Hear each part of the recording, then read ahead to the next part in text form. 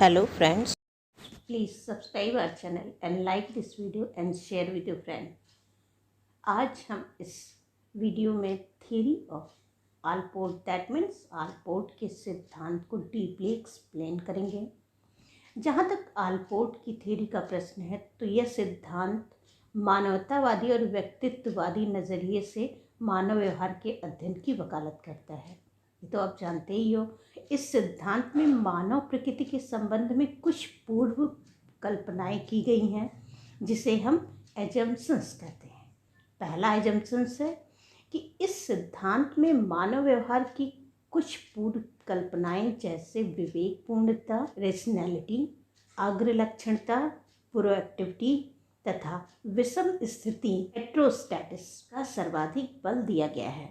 यह थियरी व्यक्ति के या मानव व्यवहार के विवेकपूर्ण होने की, अग्रलक्षी होने की, प्रोएक्टिव होने की तथा हेट्रोस्टैटिस होने की, जिसे विषम स्थिति कहते हैं, इन तीनों चीज़ों पर सर्वाधिक ध्यान दिया गया है, यानी सर्वाधिक बल दिया गया है। दूसरा जो अजम्पशन है वो यह है कि इस थ्योरी में मानव व्यवहार की कुछ पूर्व कल्पनाएं जैसे कि पूर्णतावाद, होलिज्म, ज्ञान, नोबिलिटी पर बल दिया गया है। लेकिन जो ध्यान दिया गया है वो बहुत ज़्यादा ध्यान नहीं दिया गया है, बहुत ही सामान्य ध्यान दिया गया है, यानी किस पर? होलिज्म और नोबिलिटी पर। इसके साथ ही साथ स्वतंत्रता यानी फ्रीडम, आत्मनिष्ठता यानी सब्जेक्टिविटी पर भी सामान्य बल दिया गया है। थर्ड है यहाँ संगठनात्मक पर्यावरणीयता, जिसे हम कॉन्स्टिट्यूशनलिज्म या इन्वर्टलिज्म कहते हैं, तथा परिवर्तनशीलता और अपरिवर्तनशीलता, जिसे हम चेंजेबिलिटी, अनचेंजेबिलिटी कहते हैं, कि पूर्व परिकल्पनाओं पर भी ध्यान दिया गया है। 1922 में गॉर्डन आलपोर्ट ने अब जो उनका शोध था An experimental study of the traits of personality में शील गुणों का अध्ययन किया और इन शील गुणों अथवा विशेषकों को व्यक्तित्व की बुनियादी इकाई अर्थात बेसिक यूनिट ऑफ पर्सनालिटी के रूप में आइडेंटिफाई किया। इन्होंने अपने शोध में कहा कि किसी भी पर्सनालिटी से व्यक्तित्व की जो सबसे पहले और जो बुनियादी इकाई है वह है ट्रेट्स, जिसे आप शील गुण कहते हैं। और आलपोर्ट महोदय ने इस ट्रेट्स को मुख्यतः दो भागों में बांटा है। फर्स्ट है सामान्य शील गुण यानी जनरल ट्रेट्स, और दूसरा है व्यक्तिगत शील गुण यानी इंडिविजुअल ट्रेट्स। सामान्य शील गुण को परिभाषित करते हुए कहा कि सामान्य शील गुण या जनरल ट्रेट्स से तात्पर्य वैसे शील गुणों से होता है जो किसी समाज या संस्कृति के अधिकतर लोगों में पाया जाता है।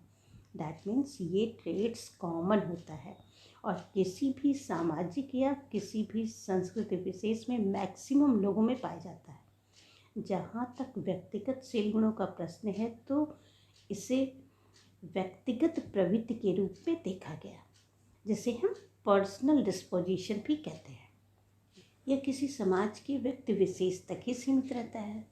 तो यहाँ तक आपने स्टडी किया। स्टूडेंट, आपके माइंड में क्वेश्चन आ रहा होगा कि जनरल ट्रेट्स और स्पेसिफिक ट्रेट्स में डिफरेंसेस क्या है।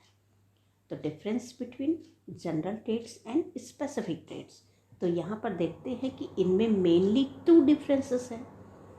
जनरल ट्रेट्स समाज के मैक्सिमम लोगों में पाया जाता है, जबकि स्पेसिफिक ट्रेट्स होता है वो कुछ व्यक्तियों में पाया जाता है। सेकेंडली, जनरल ट्रेट्स के बेसिस पर कई पर्सन की स्टडी की जाती है, जबकि स्पेसिफिक ट्रेट्स के बेसिस पर एक ही पर्सन के विभिन्न शील गुणों का आपस में कंपैरेटिव स्टडी करते हैं। तो इस प्रकार हम देखते हैं कि आलपोर्ट के अनुसार ट्रेट्स को 3 प्रमुख गुणों के आधार पर परिभाषित किया जा सकता है। फर्स्ट है फ्रीक्वेंसी या आवृत्ति, सेकंड है इंटेंसिटी या तीव्रता, और थर्ड है रेंज या स्थितियों की पहुंच। इन्हीं 3 गुणों या क्वालिटी के बेसिस पर आलपोर्ट ने 3 ट्रेट्स बताए, जिनमें फर्स्ट है कॉर्डिनल यानी मूलभूत, दूसरा सेंट्रल यानी केंद्रीय, और तीसरा है सेकेंडरी, जिसे हम द्वितीयक शील गुण कहते हैं। तो 1 बाय 1 हम एक्सप्लेन करेंगे। फर्स्ट है कॉर्डिनल ट्रेट्स। कॉर्डिनल ट्रेट्स उस प्रवृत्ति की अभिव्यक्ति करता है जो किसी व्यक्ति के जीवन में इतनी व्यापक और उत्कृष्ट हो जिससे उस व्यक्ति के प्रत्येक कार्य की पहचान उस मूल प्रवृत्ति के आधार पर की जा सके। दैट मीन्स कॉर्डिनल ट्रेट्स क्या है? ये मुख्य लक्षण है किसी भी व्यक्ति के में। मुख्य कैसे भाई? कुछ चीज़ें ऐसी होती हैं जिनकी वजह से कुछ ऐसे गुण होते हैं जिनके लिए आप जाने जाते हो, यानी आपकी जो लिमिटेड फीचर्स हैं, जैसे लिमिटेड एडिशन हो गया, उसी तरह से आपकी ये लिमिटेड फीचर्स हैं। फॉर एग्जांपल जैसे महात्मा गांधी की पहचान, हम अहिंसा, या यह माना जाता है कि महात्मा गांधी जी अहिंसक थे, यानी ये अहिंसक शब्द जो है महात्मा गांधी जी को समझने के लिए पर्याप्त है।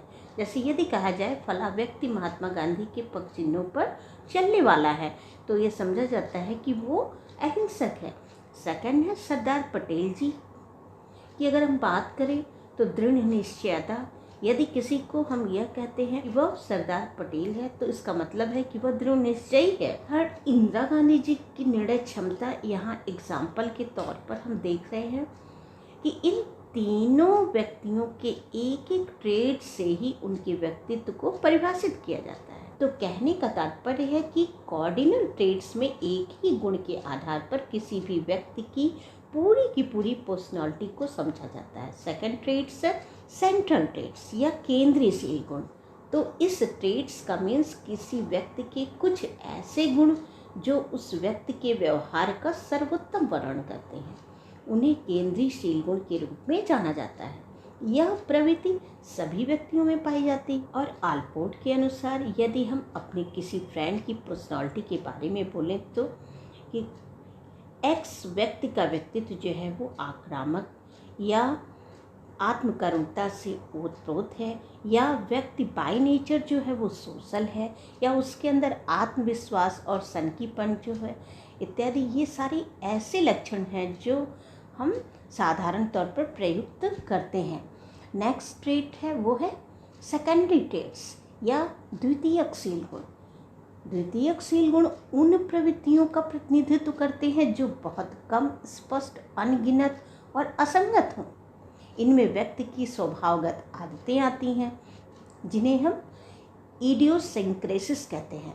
किसी भी व्यक्ति विशेष में कुछ विशेष प्रकार की स्वभावगत आदतें होती हैं। फॉर एग्जाम्पल जैसे किसी निश्चित प्रकार के भोजन, दैट मीन्स कोई बहुत ही तीखा खाता है तो कोई बहुत कम मिर्ची लेता है, या कोई बहुत कम मीठा खाता है तो कोई बहुत अधिक मीठा खाता है। तो ये इस तरीके से क्या है, ये स्वभावगत आदतें हैं और इनको हम सेकेंडरी ट्रेट्स की कैटेगरी में डाल सकते हैं। कुछ लोगों को स्पेसिफिक कलर बहुत अच्छा लगता है, तो कुछ को स्पेसिफिक डिज़ाइन अच्छी लगती है, तो कुछ को ड्रेसिंग मैटर। तो ये जो सारी हैबिट्स हैं जिसके कारण आपको पहचाना जाता है, तो इन सारी चीज़ों को आलपोर्ट ने सेकेंडरी ट्रेट्स के अंतर्गत रखा है। तो देखिए, आलपोर्ट ने किसी भी व्यक्ति के गुणों को बहुत ही अच्छे से या बेहतर तरीके से उसको समझा और उसे परिभाषित करने का प्रयास किया। आई होप आपको आलपोर्ट की ट्रेट्स कॉन्सेप्ट या पर्सनालिटी थ्योरी समझ में आ गई होगी। Thank you.